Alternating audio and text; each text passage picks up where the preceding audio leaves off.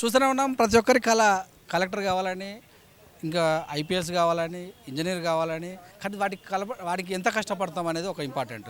పెద్ద పెద్ద కోచింగ్ సెంటర్లోకి వెళ్ళి లక్షలు దారపోసి లాంగ్ టర్మ్లు షార్ట్ టర్మ్లు తీసుకొని కూడా రాని వాళ్ళు కూడా చూసాం. ఇదే కోవకు చెందినటువంటి అమ్మాయి యూట్యూబ్లో పాఠాలు నేర్చుకొని ఎంబీబీఎస్ సీటు కొట్టిందంటే మరి చాలా చరిత్రనే. అలాంటి హారిక ప్రస్తుతం మనతో ఉంది. సో ముదిరాజ్ మహాసభ ఆవిర్వాద దినోత్సవానికి వచ్చిన సందర్భంగా ఆమెను అడిగి తెలుసుకుందాం. నమస్తే మేడం. నమస్తే సార్. ఎలా ఫీల్ అవుతున్నారు? నాకు చాలా హ్యాపీగా ఉంది. యాక్చువల్గా ఇంత ఇట్లా ఎంకరేజ్మెంట్ నాకు ఎప్పుడు ఎవరు చేయలేదు. ఫస్ట్ టైం నా లైఫ్లో కూడా ఇప్పటివరకు చాలా హ్యాపీగా ఉంది. యూట్యూబ్లో చదివితే ర్యాంక్ వస్తుందని అనుకున్నారా? యాక్చువల్గా నాకు కాన్ఫిడెన్స్ ఉండే, బికాజ్ నేను ఎగ్జామ్ క్రాక్ చేస్తాను అన్న కాన్ఫిడెన్స్ ఉండే. మళ్ళీ ఇంకొకటి ఏంటంటే డాక్టర్ అవ్వాలని అంబిషన్ అనేది నాకు చాలా స్ట్రాంగ్గా ఉండే లోపల. సో నేను ఎలాగైనా డాక్టర్ అవ్వాలని నా అంబిషన్ని ఎలాగైనా నేను సాధించాలని చెప్పి నేను ఫార్వర్డ్ స్టెప్ వేసాను సార్. ఎలా అనిపించింది చూసేటప్పుడు? అంటే ఎక్కువసేపు ఫోన్ చూడటం కూడా ఇబ్బందిగా ఉంటుంది కదా. సో ఒక 10-15 నిమిషాలు చూస్తేనే ఇబ్బంది ఉంటుంది. అలాంటి తరుణంలో అంటే ఎంబీబీఎస్ కావాలంటే 18 గంటలైన ఒకరు, 12 గంటలైన ఒకరు అంటుంటారు కదా. ఆ సమయంలో ఎలా? యాక్చువల్గా మన గోల్ మనం సాధించాలని అదొకటి మనకి లోపట థాట్ ఉన్నప్పుడు వేరే అవన్నీ మనకి అంత అంత అంత కష్టంగా అనిపించేవి. అంటే అవి ఈజీగా తర్వాత సీట్ వచ్చిన తర్వాత మనకు చాలా హ్యాపీగా ఫీల్ అవుతామన్న ఆ థాట్ తోటే నేను ముందటికి వెళ్ళాను. అవే నాకు చదివేటప్పుడు కూడా చాలా ఇయర్ ఫోన్స్ పెట్టుకొని వినడం, మళ్ళీ మాక్ టెస్ట్ కూడా ఇచ్చేటప్పుడు 3 hours మొబైల్ ముందటనే కూర్చోవాలి.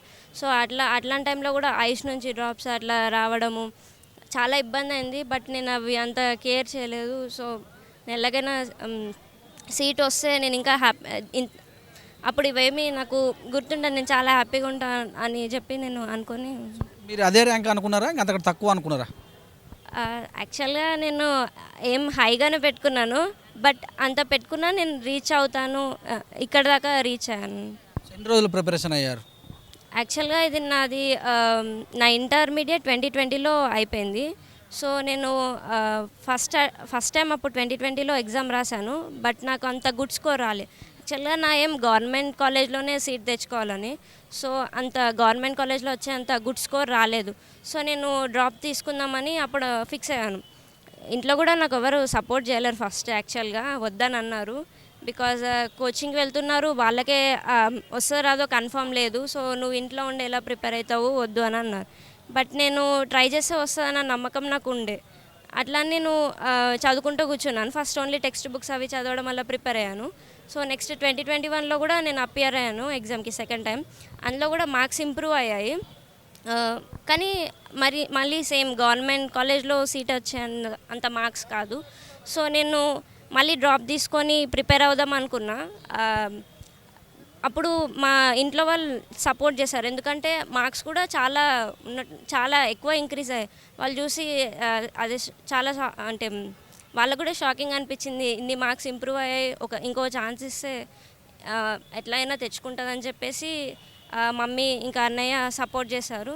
సో నేను ఇప్పుడు ఇంతకుముందు చదివినలాగా కాకుండా ఇంకొంచెం నా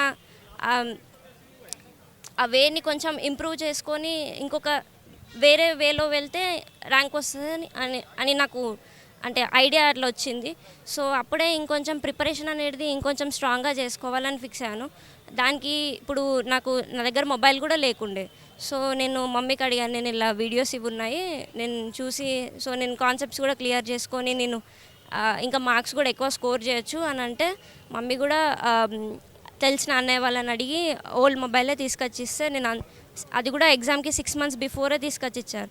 సో నేను అందులో నుంచే వీడియోస్ కంప్లీట్ చేసి మళ్ళీ టెస్ట్ రాయడము అవి సర్చ్ చేసుకున్నాను. యాక్చువల్గా టెస్ట్ కూడా అవి కూడా పర్చేస్ చేసుకునేటే, బట్ ఇక ఫ్రీగా దొరికేటి ఇంకోటి ఏంటి యాప్ అని అట్లా నేను సర్చ్ చేసి నా ఓన్గా దొరికినవన్నీ చూసి ప్రిపేర్ అయ్యి ప్రీవియస్ ఇయర్స్ క్వశ్చన్ పేపర్స్ అలా సాల్వ్ చేసుకుంటూ అనాలిసిస్ చేసుకుంటూ నేను ఎగ్జామ్కి అపియర్ అయ్యాను. మళ్ళీ రాష్ట్రంలో కానీ దేశంలో కానీ చాలా మంది డాక్టర్ కావాలని కలగాలి. అందులో నిరుపేదలు కావచ్చు, కూటికి కూడా లేని వాళ్ళు కావచ్చు. సో ఏ వెబ్సైట్ చూడమంటారు, ఏ యూట్యూబ్ చూడమంటారు, మీరు ఏ సొల్యూషన్ ఇస్తారు వాళ్ళకి? యాక్చువల్గా ఫస్ట్ ఏంటంటే ఇది ఇవి చూడండి అని కాదు కానీ ఫస్ట్ టెక్స్ట్ బుక్స్ అనేటి రిక్వైర్డ్ టెక్స్ట్ బుక్స్ అనేటివి ఉంటాయి కదా, అవి బాగా చదవండి. అండ్ నెక్స్ట్ ఇక మీ కాన్సెప్ట్స్ క్లియర్ చేసుకోవడానికి అది యూఆర్ విషిగా, ఎందుకంటే చాలా ఛానల్స్ ఉన్నాయి, నేను ఒకటని చెప్పలేను. బట్ నేను చూసింది అయితే ఫిజిక్స్ వాళ్ళ అలక్ పాండే సార్. నాకు చాలా సార్ యాక్చువల్గా ఏంటంటే ఈ వీడియోస్ ఓన్లీ సబ్జెక్ట్ ప్రకారంగా కాకుండా ఈవెన్ రియల్ లైఫ్లో కూడా మనం ఐ మీన్ ఇట్లా స్టెప్స్ ఎలా వేయాలి ముందటికి. ఇప్పుడు చాలామందికి ఏంటంటే టఫ్ సిచ్యువేషన్స్ వస్తాయి, ఈవెన్ అవరేజ్లో గైడ్ చేసే వాళ్ళు ఉండరు. సో ఆ గైడ్ చేసే మాటలు కానీ అవి మనకి అలా చెప్పే వాళ్ళు ఉండరు. సో ఈ సార్ వల్ల నేను అలాంటి నాకు ఆ మాటలన్నీ విని నేను కొంచెం ఇన్స్పైర్ అయ్యి ఇంకొంచెం ఫార్వర్డ్ స్టెప్ వేసే అంత అట్లా కాన్ఫిడెంట్ కానీ అలాంటివి నాకు వచ్చినాయి. మొత్తం మీరు చూస్తే ప్రిపరేషన్లో అంటే మీరు రాసుకునే వాళ్ళ మరి తర్వాత వర్కింగ్ అంటే అలా ఏం చేయలేదు, బట్ నేను యాక్చువల్గా చూసుకున్నాను నేను ఎక్కడెక్కడ వీక్ ఉన్నాను, సో వీటిని ఇంప్రూవ్ చేసుకోవాలి. మా బ్రదర్ కూడా చెప్పారు, నువ్వు ఈ టాపిక్స్లో వీక్ ఉన్నావు, సో ఇవి ఇంప్రూవ్ చేసుకో, నీకు మార్క్స్ కూడా ఇంప్రూవ్ అవుతాయి అని ఒక ఐడియా ఇచ్చారు. సో నేను అదే ఫాలో అయ్యి అట్లా. కాలేజీ ఇప్పుడు మొత్తం ఫ్రీనేనా లేకపోతే మళ్ళీ ఇంకేమైనా స్పాన్సర్షిప్ కావాలనే ఆలోచన ఉందా? యాక్చువల్గా ఎంత గవర్నమెంట్ వచ్చినా ఇంకా ఫీజు అయితే ఉంటుంది. సో డాక్టర్లో అంటే మీరు ఏమైనా ప్లాన్ ఉందా ఈ సర్జరీ అని కావాలని? నాకు యాక్చువల్గా న్యూరో సర్జన్ అవ్వాలని చెప్పేసి నా గోల్ ఉంది. సో నేను అదే ఎలాగైనా నేను సాధిస్తానని నిరుపేద కుటుంబంలో ఉన్నందువల్ల మీరు డాక్టర్ అయితే పేదలకు సహాయపడతారా? చేస్తాను తప్పకుండా. యాక్చువల్గా మన ఇప్పుడు కంట్రీ డెవలప్ అవ్వాలంటే even we should start from the poor. యాక్చువల్గా పూర్ వాళ్ళని పూర్ అనేది వానిష్ చేస్తే even our country also develop. So నేను కంపల్సరీ నా వంతు నేను చేస్తాను. అందరికి దొరకాలి, ఫ్రీగా దొరకాలి అనిపిస్తుంది ఈ సమయంలో? అవును సార్, ఎందుకంటే ఈవెన్ ఎడ్యుకేషన్ ఇది చాలా కీ రోల్. ఈ పూర్ నుంచి కూడా పూర్ అనే కాదు, ఈవెన్ ఒక మనిషి ఈవెన్ మెంటల్గా ఇఫ్ చేంజ్ అవ్వాలంటే education is important. So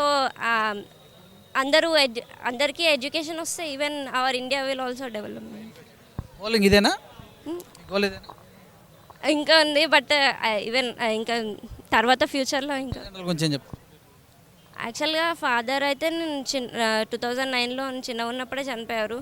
so మొత్తం ఇక మదరే మమ్మీకి మమ్మల్ని చదివించాలి, ఒక మంచి స్థాయిలోకి చేర్పించాలన్న మమ్మీ అదొకటే గోల్ పెట్టుకున్నారు.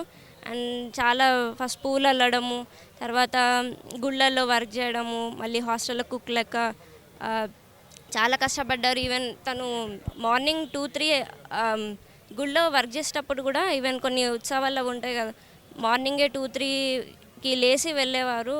ఈవెన్ అంత ఇప్పుడు చలికాలంలో అలా కూడా చాలా కష్టపడ్డారు.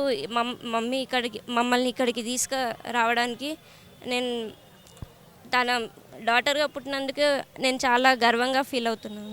ర్యాంక్ రాకముందుకు ర్యాంక్ వచ్చినాక తేడా ఉందా? చాలా ఉంది. ర్యాంక్ రాకముందు యాక్చువల్గా ఏంటంటే వస్తుందా రాదా అన్న ఏమంటారు డైలమ్ అలా ఉండే. సో ఇప్పుడు ర్యాంక్ వచ్చిన తర్వాత కూడా మళ్ళీ సీట్ వచ్చింది, బట్ ఫైనాన్షియల్గా ఇబ్బంది అవుతుందని ఒక టెన్షన్ ఉండే. బట్ ఇప్పుడు ప్రజెంట్ అయితే కొంచెం హ్యాపీగా. సభకు వచ్చారు, మహాసభకు వచ్చారు కదా, ఏమైనా హామీ ఇచ్చారా ఇక్కడ ఉన్న పెద్దలు? మేము సపోర్ట్గా ఉన్నామని చెప్పేసి హామీ ఇచ్చారు. అండ్ మొన్న కవిత మేడం కూడా హెల్ప్ చేశారు. ఈవెన్ నా కంప్లీట్ కోర్స్ వరకు తను హెల్ప్ చేశానని హామీ ఇచ్చారు. I'm very thankful to her. And మీరు ఎవరు తెలకుండా వచ్చి ఇప్పుడు ప్రపంచం మొత్తం మిమ్మల్ని గుర్తుపెడుతుందిగా? అవునండి, చాలా హ్యాపీగా ఉంది. Thank you. Thank you sir.